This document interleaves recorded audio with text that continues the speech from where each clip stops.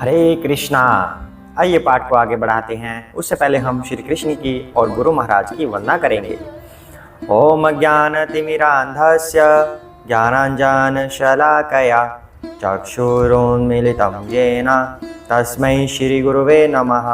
श्रीकृष्ण चैतन्य प्रभु नित्यानंद श्री अद्वैत गदाधर श्रीवासादि गौर भक्तवृंद। हरे कृष्णा कृष्णा कृष्णा हरे हरे, हरे राम राम राम हरे हरे। हरे कृष्णा। तो पाठ कहाँ तक हो गया? श्री कृष्ण अर्जुन को संदेश दे रहे हैं। अर्जुन ने श्री कृष्ण से एक प्रश्न पूछा था कि जो आध्यात्मिक दिव्य चेतना में स्थिर हो जाता है उसके लक्षण कैसे होते हैं। वह बोलता कैसे है, वह बैठता कैसे है, वह चलता कैसे है। इस तरह के जब प्रश्न पूछे गए तो श्री कृष्ण अर्जुन को बता रहे हैं कि जो व्यक्ति मनोधर्म से उत्पन्न होने वाले इंद्रिय विषयों को छोड़ देता है, उसका त्याग कर देता है, वह आध्यात्मिक चेतना में स्थिर हो जाता है।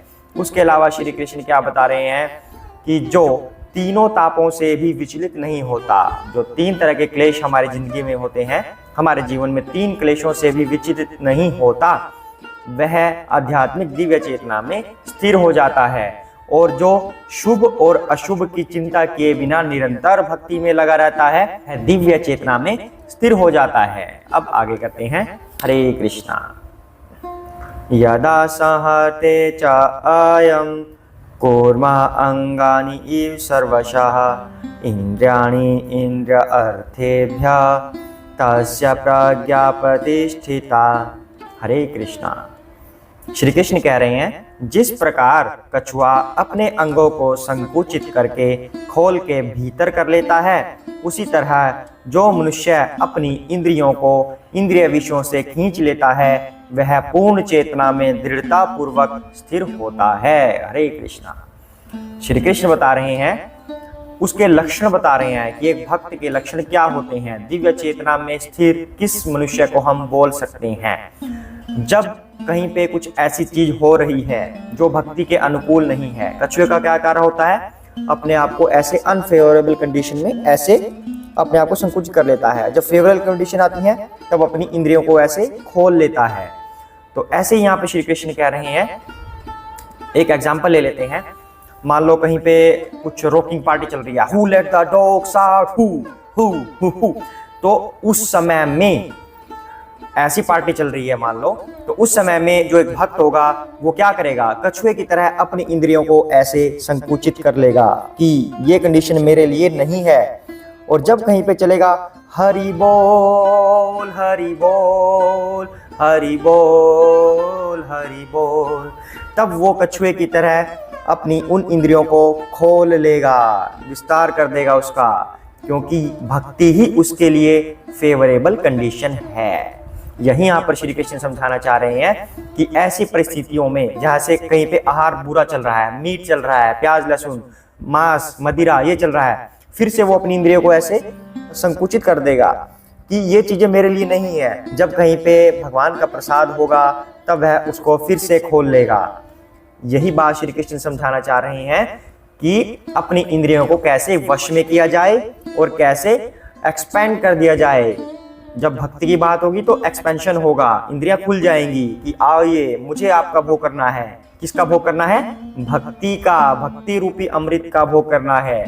और जब अनफेवरेबल कंडीशन आएंगी, भक्ति के विपरीत आएंगी, तब वो अपनी इंद्रियों को दबा लेगा, ऐसे संकुचित कर देगा कि उसे ऐसे कार्य नहीं करने। हरे कृष्णा। आगे बढ़ते हैं। विषयः विनिवर्तन्ते निराहारस्य देहिनः रस्वजं रसः पीयस्य परं दृष्ट्वा निवर्तते। हरे कृष्णा। देहधारी जीव इंद्रिय भोग से भले ही निवृत्त हो जाए, पर उसमें इंद्रिय भोगों की इच्छा बनी रहती है। लेकिन उत्तम रस के अनुभव होने से ऐसे कार्यों को बंद करने पर वह भक्ति में स्थिर हो जाता है। हरे कृष्णा। तो श्री कृष्ण यहाँ पर क्या समझाने का प्रयत्न कर रहे हैं कि जब तक हमारे अंदर भक्ति रस नहीं आएगा, उत्तम रस नहीं आएगा, हायर टेस्ट जब तक हम अचीव नहीं कर लेते, तब तक जो लोअर टेस्ट होते हैं, जो गलत कार्य होते हैं, हमारे बुद्धि में वो बने रहते हैं, उनको करने की लालसा हमारे अंदर बनी रहती है। तो उनको कब छोड़ सकते हैं? जब हमारे अंदर उत्तम रस आ जाएगा, हायर टेस्ट आ जाएगा, भगवत भक्ति आ जाएगी। एग्जाम्पल के लिए ले लेते हैं, कोई ना कोई कथावाचक या कोई आपको समझाने वाला ऐसे बोलेगा, तू ये क्या काम कर रहा है, इतना गलत काम कर रहा है, हाड़ मांस से बना हुआ ये शरीर, मल मूत्र का थैला है ये शरीर, इसके प्रति तुम कब तक भोग करते रहोगे? तो इंसान क्या करेगा? उसको थोड़ा थोड़ा समझ आएगा कि गुरुजी कुछ समझा रही हैं, तो वो कुछ टाइम तक उन चीजों से रुका रहेगा। लेकिन जैसे ही गुरुजी वहां पर नहीं हुए, फिर से उसका मन उसी लोअर टेस्ट की तरफ जाने लगेगा कि मुझे ये काम करना है या नहीं करना है, करना है नहीं करना, गुरुजी ने बोला था नहीं करना, नहीं चलो कर ही लेते हैं, आगे से सॉरी बोल देंगे, भगवान को क्षमा मांग लेंगे, आगे से नहीं करेंगे। अर्थात हाँ ना हाँ ना हाँ ना करते करते करते मुझे करना है, मुझे नहीं करना है, मुझे करना चाहिए, मुझे नहीं करना चाहिए, करते करते करते करते वो कर बैठता है, वो बुरा कार्य कर बैठता है, क्योंकि उसको अभी तक उत्तम रस की प्राप्ति नहीं हुई, अभी तक वो हायर टेस्ट की तरफ नहीं गया। यहीं पे भगवान श्री कृष्ण ये चीज समझाने की कोशिश कर रहे हैं कि इंसान को भक्ति की तरफ दृढ़ रहना चाहिए, उत्तम रस की प्राप्ति करनी चाहिए, तभी वो ऐसे नीच कार्यों से बच सकता है, ऐसा श्री कृष्ण कह रहे हैं। इसलिए भक्ति की तरफ बढ़ते रहना चाहिए, भक्ति की तरफ उन्मुख रहना चाहिए। हरे कृष्णा। आगे बढ़ते हैं। यत्तो ह्यपि कौन्तेय पुरुषस्य विपश्चितः इंद्रियाणि प्रमाथीनि हरन्ति प्रसभं मनः। हरे कृष्णा। हे अर्जुन, इंद्रियां इतनी प्रबल तथा वेगवान हैं कि वे उस विवेकी पुरुष के मन को भी बलपूर्वक हर लेती हैं जो उन्हें वश में करने का प्रयत्न करता है। हरे कृष्णा। तो भगवान यहाँ पर क्या बता रहे हैं? जिस इंसान ने ऐसी दृढ़ प्रतिज्ञा कर ली कि मैं गलत कार्य नहीं करूंगा, अपने आप को वश में रखूंगा, साधु बन गया, तब भी वो इंद्रियां उसको विषय भोगों की तरफ खींच ले जाती हैं और इंसान का फॉल डाउन हो जाता है। कहाँ तो वो भक्ति में बढ़ रहा था, कहाँ उसका फॉल डाउन हो गया। फॉर एग्जाम्पल, बड़े बड़े लोग हैं, नेता लोग, मंत्री लोग, बड़े बड़े सुपरस्टार, बॉलीवुड वाले, कोई भी किसी को भी लगा लीजिए, इतना ज्ञानवान। अब बिल क्लिंटन का एग्जाम्पल ले लीजिए, हमारे प्रभु जी ने बताया बिल क्लिंटन, जब भी उनका नाम सामने आएगा तो पता चलेगा कि बहुत सफल पुरुष थे वो, लेकिन एक बुरी चीज भी याद आ जाएगी, Monica Lewis. Oh my God.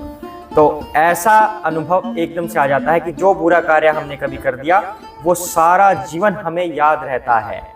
तो इन चीजों से बचना चाहिए कि हमें पूरा जीवन पछताना ना पड़े। तो वहीं यहाँ पर श्री कृष्ण कहते हैं, विवेकी पुरुष के मन को भी हर लेती हैं इंद्रियां, हमें उसकी तरफ लेकर जाती हैं। वही जो अब पिछले श्लोक में हमने किया था कि मुझे ये कार्य करना है, मुझे ये कार्य नहीं करना, नहीं मुझे ये कार्य नहीं करना चाहिए पर मन तो है, पर मुझे नहीं करना ये कार्य, ये गलत है पर मन है, गलत है ये कार्य, नहीं करना मुझे पर मन है, चलो एक बार कर ही लेते हैं, एक बार कर लेते हैं, आगे से नहीं करूंगा, और वो कर डालता है।